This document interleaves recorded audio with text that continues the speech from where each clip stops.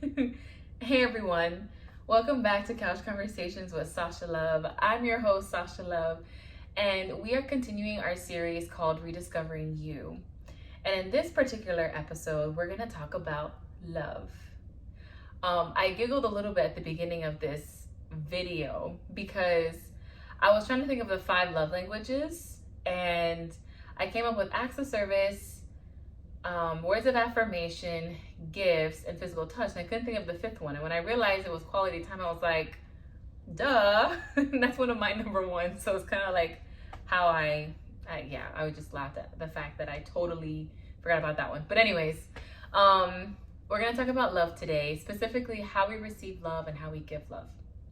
Before we dive into this topic, I wanted to put a quick plug for my podcast, which is also called Couch Conversations with Sasha Love.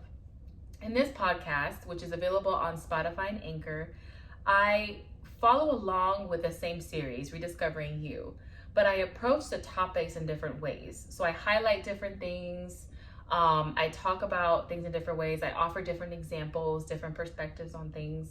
So if you really enjoyed the YouTube series about Rediscovering You, then perhaps it'll be worth taking a peek at the podcast as well to kind of see if you learn anything different or have a different perspective on anything or appreciate a different perspective on one of the topics. So without further ado, let's go ahead and get started and talk about love. So depending on how you grew up, depending on your experience, depending on your perception, depending on your own understanding of things, the word love may trigger a type of emotion from you. It may trigger a series of thoughts. You may even have a gut reaction to that word, whether it's a good thing or a bad thing. And regardless of how you respond to it, first of all, that's something worth exploring. But that's also something important to note, because an essential part of our healing journey is our understanding of love, our ability to receive love, and our ability to give love. So I believe that love, amongst all things, is one of the greatest gifts that God has given us. And it happens to be one of the greatest commandments that we've been given. Love the Lord your God with all your heart, your soul, and your mind. And the second is love your neighbor as yourself. Notice it says as yourself, not more than yourself, or love your neighbors only and ignore yourself. It says love your neighbor as yourself, which by default means that you should love yourself. So where do we start? If we know that we have to love ourselves, if we know that we have to love others and understand this delicate balance of giving and receiving, where do we start? Well, that kind of pulls into what I was mentioning earlier, the 5 love languages. The concept of love in and of itself is very complex, and for each person, there are so many different ways to express it. It has many different meanings, expressions. But for the sake of simplicity, in case it's helpful to have a definition to kind of anchor to until you can kind of dig more for yourself, the way that I could try to tangibly express what love is a commitment to serve. A commitment to serve another from a truly genuine place. Sometimes in certain seasons that can come with feelings of warmth and fuzziness and butterflies like we may imagine or mainstream culture teaches us to believe is all love is. But other times, this commitment to service from a genuine place is a commitment. It doesn't always come with the warm fuzzies and the butterflies and the cloud 9 and honeymoon phase.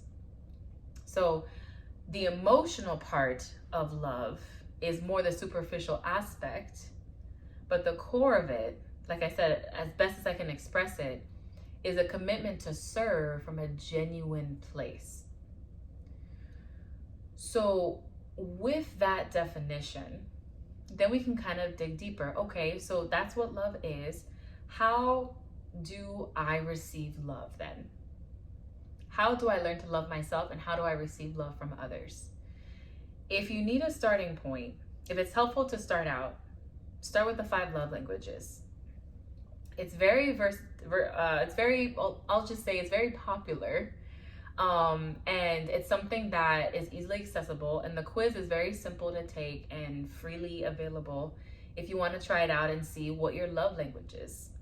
And the 5 love languages, as I mentioned earlier, are acts of service, words of affirmation, physical touch, quality time, and gifts. I think those are the 5. So when you take the quiz, you'll most likely see all 5 in some capacity, but there will be maybe 1 or 2 that'll be really, really high on the preference list. As an example for myself, my top 2 are quality time and words of affirmation. So you have this knowledge, what does that mean? So generally speaking, words of affirmation, someone who appreciates words of affirmation as an expression of love, simply means that when someone comes up to you and says, I love you, I appreciate you, I cherish you, you are a gift to me, you are special to me, those words are meaningful for you, and they are how you receive love.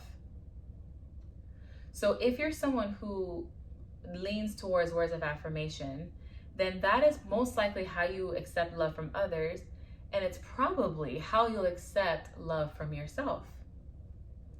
So it's not just on other people to do that for you. Take some time for yourself and say, hey, you look nice today. You look beautiful today. I appreciate you. You are working hard. I'm proud of you. I'm here for you. I support you. Telling yourself words of affirmation, not simply empty words that you've heard over and over from other people, but words that are meaningful for you, can help you start this journey of learning to truly love yourself and experience what that is like. The second one that we can talk about is quality time, which is in itself also kind of self-explanatory. Quality time, people who have quality time higher on their list are people who feel loved when others intentionally spend time with them. So that is either someone taking the time to call you on their way home from work, someone stopping by to visit and spend some time with you for about an hour, someone taking the time to plan a trip with you, carpooling with someone. Whatever form it takes, it's simply the act of someone spending time with you. So again, just like with words of affirmation, this is how you receive love from other people, but it can also be another way you can show love to yourself by being intentional about spending quiet time. Going to a space where you don't have distractions and noise from other people and sitting in solitude. It could also mean taking time to reflect on thoughts you've had in the past, or maybe your journal prompts that you've written in the past. Maybe it takes time going through some memories. Whatever the case may be, as long as you're taking the time to spend time with yourself, to learn about yourself, to appreciate the gift of yourself. That's the second one. The third one is acts of service. So acts of service, people feel loved. If acts of service is high on your list, people feel loved when someone steps in and takes something off their to-do list. So let's say on their list, there's wash dishes, clean the baby and put the baby to bed, and put gas in the car. If someone shows up and puts gas in your car and washes the dishes for you, you'd feel loved. Okay. Now, this is easier for other people to kind of step in and do for you, but it may be a little bit harder to feel like when you do this for yourself to feel loved, but it's still worth a try.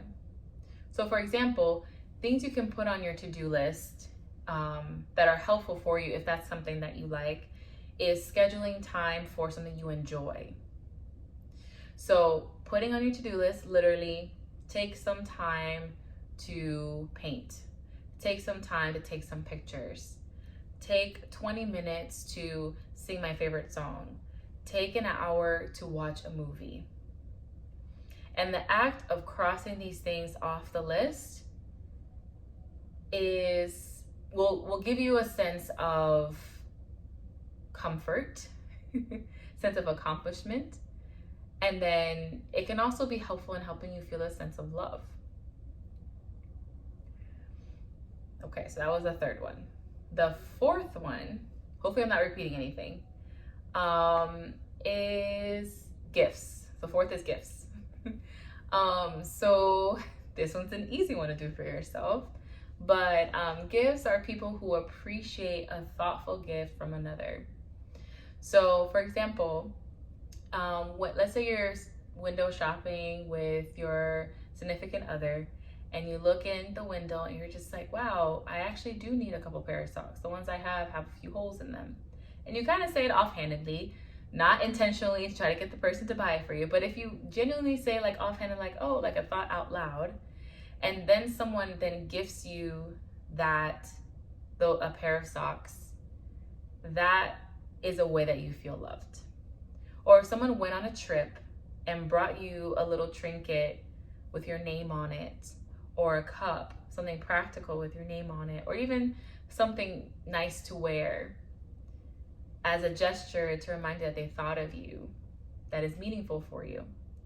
If someone takes the time to write a letter or a note and put it in your lunchbox or stick it in your purse or your bag before you go to work, that is another way that you feel loved. The same can be applied when you're learning to love yourself. Write notes to yourself. Put sticky notes on your mirror and remind yourself of how special you are. Rather, that's actually more words of affirmation. But maybe make a sticky note, like to make it more like a gift. So maybe like write yourself a note or a letter and put it somewhere, put a date on it, maybe a month from now, a week from now, a year from now, with the date that you will open it. Kind of like a gift to yourself, a letter to yourself. You could also buy a gift that you like, something for yourself that you enjoy. Maybe you wanted to buy this new purse for a while, or a scarf, or a pair of shoes, or a new car. Granted, I definitely support wise financial decisions. So if it's something that's out of your means, be cognizant of that. But if it's something that you can afford and you genuinely do want to treat yourself and you're capable or able to do that financially, then go for it. Those are small ways of showing yourself that you love yourself. And last but not least is physical touch. And again, hopefully I didn't repeat any. Physical touch. So physical touch goes beyond sex. It can include sex, but it goes beyond that. Physical touch from another, a friend or a family member, could be as simple as a hug or a pat on the shoulder, someone squeezing your hand, someone squeezing your arm. Like little gestures like that, like when you're on your way out and someone says, I'm gonna miss you, or when someone holds your hand to reassure you about how you're feeling, when someone offers you a hug after a long day, when someone kisses you on your cheek, when someone kisses your hand. Anything that involves contact of some sort is how you feel, or ways that you feel loved. Things that you can do for yourself to help you feel loved is, although it may feel weird, but you can squeeze and hold yourself. When you can be more aware of different textures and sensations, like for example, when you're putting on lotion, when you're in the shower, showering, kind of making note of all the different textures, being mindful of like maybe touching your hands, squeezing your hands, and being mindful of like, I guess, touching different parts of like your body, your leg, or like your face, things like that, throughout the day, throughout anything that you may be doing, being cognizant of that, making the effort to do that. I know that there's some people who they usually combine this with like scents, like aromatherapy. So a way that they can combine like the physical touch for themselves And the aromatherapy is that they can use like peppermint oil and they put it behind their ear or their neck or their shoulders. Before they go to bed, they kind of spray perfume and they kind of rub it in different places as well. So those are kind of ways to kind of incorporate that physical touch, just to remind yourself that you are loved and cared for. Now, those are the examples of the 5 love languages. And typically they're in reference to the way that we receive love. But understand that a lot of us, we're not restricted to one form of love. We're not just restricted only to quality time or acts of service or physical touch. Some of us are a combination, or a lot of us, I should say, are a combination of several. And there may be other ways you also appreciate love that are not encompassed in the 5 love languages, and that's okay. The 5 love languages are simply a starting point for you to kind of explore and learn, what are the ways that I feel appreciated? What are the ways that I feel loved from other people? And if possible, apply that to yourself. Now, before I end, I kind of also wanted to put a quick plug about giving love. So oftentimes in our healing journey, we are in a space and a time where we're pouring into ourselves, where we often need spaces and environments that pour into us. So it's okay if you're not in a space where you can just pour out love and give out love so easily and freely.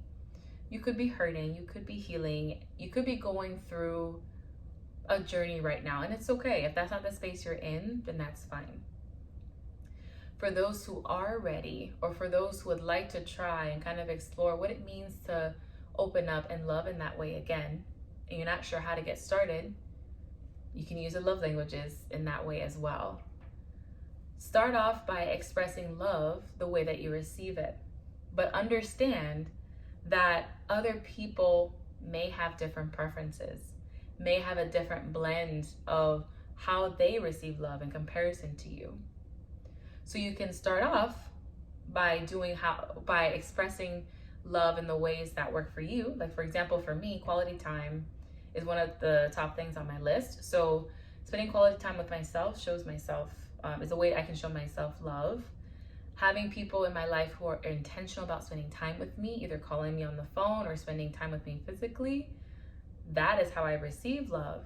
And how I give love is by offering the same, spending quality time. As I get to know people, then I understand, okay, well, actually this person it seems to appreciate more when I give gifts, or when I give words of affirmation, or when I offer a hug or a comforting pat on the shoulder. So as I learn about that, as I adjust to that, then I can give as much as I'm comfortable in that way, in a way that the person is more receptive to. Hopefully that makes sense. So I think I'll stop here, because the thing is, love is so complex. There's so many elements to it. But I wanted to spend most of my time in this particular episode talking about how we can receive love and love ourselves, and then from there, gradually learn how to give love to others. So yeah, I think that kind of pretty much sums it up. So let me know what your thoughts are. The journey of healing is not an easy one. The journey of growth is not a smooth one. The journey of trying to become a better version of ourselves is not easy. And there's so many different components that we have not even touched on that are very important when it comes to learning to love ourselves and love others, including communication, grace, patience, all of these things. But starting by learning how to love yourself is usually a good point so that you can learn how to love others as well. So until next time, may you be filled with love, know that you are loved, and I look forward to talking to you next time. Take care.